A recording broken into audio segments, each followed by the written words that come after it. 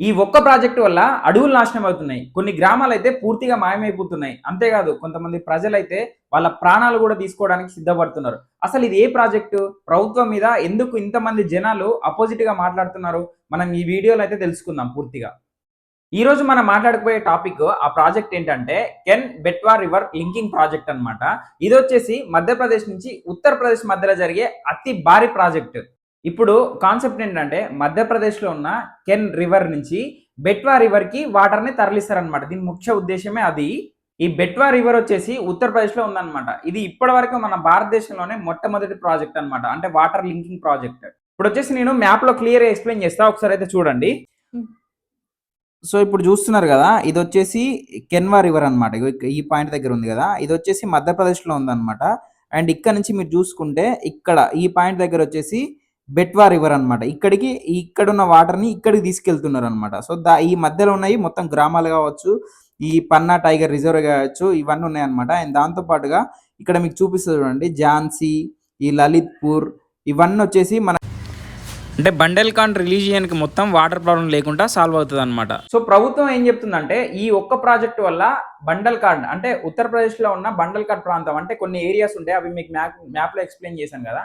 ఆ ప్రాంతంలోనైతే కరువు లేకుండా పూర్తిగా తగ్గే ఛాన్స్ ఉంటది. అండ్ దాంతో పాటుగా కొన్ని లక్షల ఎకరాలకు వాటర్ సప్లై అయితది. అండ్ తాగే వాటర్, డ్రింకింగ్ వాటర్ గూడా సమస్య ఉండదు. ఇప్పుడు ప్రెజెంట్ అయితే సిట్యుయేషన్ వెరీ బ్యాడ్ ఉందన్నమాట. ఎక్కడ బండల్ఖండ్ అనే ప్రాంతంలో వాటర్ తాగడానికి గూడా చాలా సమస్య అయితే అవుతుంది. అండ్ దాంతో పాటుగా విద్యుత్ కూడా చాలా ప్రాబ్లం ఉంది. అది కూడా సాల్వ్ అవుతదనమాట. ఈ ఒక్క ప్రాజెక్ట్ కంప్లీట్ అవుతే. ప్రభుత్వం అయితే ఈ విధంగా చెప్తుంది. మెయిన్‌గా వచ్చేసి రైతులకైతే చాలా బెనిఫిట్స్ అయితే అవుతాయన్నమాట. ఈ ఒక్క ప్రాజెక్ట్ కంప్లీట్ అవ్వడం వల్ల. కానీ అసలు సమస్య ఇక్కడే మొదలైంది. ఈ ప్రాజెక్ట్ వల్ల ఏంటంటే అడవులు పూర్తిగా నాశనం అవుతున్నాయి. అండ్ దాంతో పాటుగా అడవి మధ్యలో ఉన్న పన్నా నేషనల్ పార్క్ అన్నమాట. అంటే దాంట్లో టైగర్స్ ఎక్కువుంటాయి. సో, అది పూర్తిగా వాటర్‌లో మునిగిపోతుంది. అంటే ఈ చెట్లు నరికేయడం వల్ల చెట్లు అండ్ దాంతో పాటుగా ఈ వన్యప్రాణులకైతే చాలా నష్టమైతే కలుగుతుంది.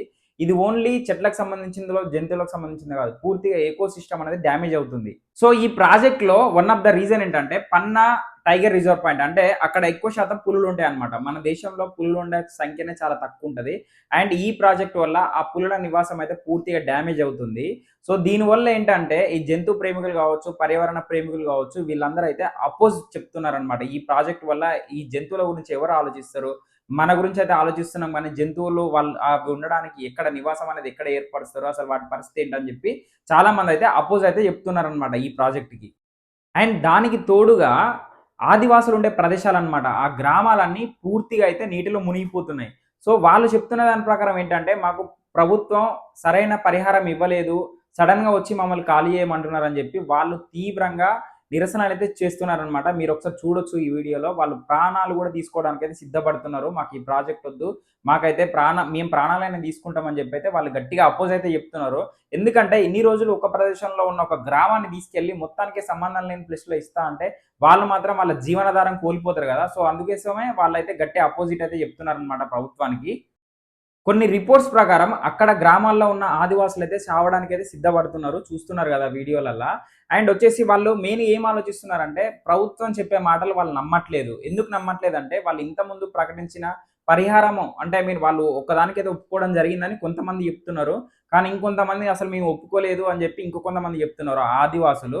సో, దానివల్ల జీవనాధారం పోతుంది. అండ్ దాంతో పాటుగా వాళ్ళ భూమి, వాళ్ళు చేసుకునే పంట భూమి పోతుంది. వాళ్ళ ఇల్లులు పోతున్నాయి. అండ్ దాంతో పాటుగా వాళ్ళు ఇప్పుడు సడెన్‌గా ఒక కొత్త ప్రదేశానికెళ్తే వాళ్ళక్కడ బతకడానికి అక్కడ ఏదైనా సదుపాయాలు ఉంటాయో లేదో అని చెప్పి వాళ్ళ భవిష్యత్తు గురించైతే గట్టిగా ఆలోచిస్తున్నారు. అందుకోసమే వాళ్ళు ఈ ప్రాజెక్ట్ మీద గట్టిగా అపోజ్ చెప్తున్నారనమాట. ఇంకొంతమంది నిపుణులు ఏం చెప్తున్నారంటే, ఈ అనే రివర్‌లో ఉన్న వాటర్ అనేది అసలు సరిపోతది. అంటే సర్ప్లస్‌గా ఉన్నాయా? సర్ప్లస్ అంటే ఏంటంటే, అసలు ఆ ఏరియాకి సంబంధించిన ఈ ఎకరాలల్ల భూములుంటాయి గదా! వాళ్ళు తాగడం గావచ్చు, పంట పొలాలకు గావచ్చు, అవన్నీ వీటన్నిటికి సరిపోయిన తర్వాత అక్కడ స్టోరేజ్ జేసి ఈ బెట్వా అనే రివర్‌కి పంపిస్తారు గదా! సో, అంత సఫిషియెంట్ వాటర్ ఇక్కడ ఉందా? లేదా? అని జెప్పి అయితే వాళ్ళు డౌట్ పడుతున్నారు. అంటే అన్ని వేల కోట్లు దాదాపుగా 40,000 కోట్ల పైన ఖర్చు పెట్టిన తర్వాత అక్కడ వాటర్ సరిపోయేంత లేకుండా ఇక్కడున్న వాటర్ అంతా అక్కడికి తరలించిన తర్వాత ఇక్కడున్న గ్రామస్తులకి చాలా ఇబ్బంది అయితే అవుతదని జెప్పి ఇంకా గట్టి మెయిన్ పాయింట్ అయితే కొంతమంది నిపుణులు పెట్టడం జరుగుతుంది. డెవలప్‌మెంట్ కోసం ప్రకృతిని నాశనం చేయొద్దని చెప్పి కొంతమంది ఇలా మాట్లాడితే, కానీ ప్రభుత్వం మాత్రం ఏమంటుందంటే, మనం ముందు భవిష్యత్తు గురించి కూడా ఆలోచించాలి. మేము అన్నీ ఆలోచించే ఇంత పెద్ద డిసిషన్ తీసుకున్నామని చెప్పైతే ప్రభుత్వం గట్టి స్టాండ్ తీసుకుంటుంది. సో, దానివల్ల వీళ్ళిద్దరికైతే క్లాషెస్ అయితే ఏర్పడినాయన్నమాట. ఇప్పుడు చెప్పిన రీజన్స్ వల్ల ఇప్పుడు వాళ్ళు చావడానికైనా సిద్ధంగా ఉన్నారు. కానీ ప్రాజెక్ట్ అయితే ఆల్రెడీ స్టార్ట్ అయిపోయింది. సో, ఈ ప్రాజెక్ట్‌కి సంబంధించిన వర్క్ అయితే స్టార్ట్ అయిపోయింది. కానీ ప్రజలైతే ఘోరంగా తిరగబడుతున్నారు. ప్రెజెంట్ అయితే చాలా సిట్యుయేషన్ వెరీ బ్యాడ్ ఉంది అక్కడైతే. ఈ ప్రాజెక్ట్ మొత్తం ఖర్చొచ్చి 44,000 కోట్ల పైనైతే ఖర్చవుతుంది. అండ్ దాంతో పాటుగా డిస్టెన్స్ వచ్చేసి 221 కిలోమీటర్ వరకైతే ఈ ప్రాజెక్ట్ అనేది ఉంటదనమాట. సో, ఇప్పుడు మీరు చెప్పండి, అభివృద్ధి పేరుతోని ఇట్లా నాశనం చేయడం, ప్రకృతిని నాశనం చేయడం కరెక్టా? లేదా ప్రకృతితో పాటుగా మనం అభివృద్ధి చెందడం కరెక్టా? మీరైతే కామెంట్ రూపంలో తెలియజేయండి.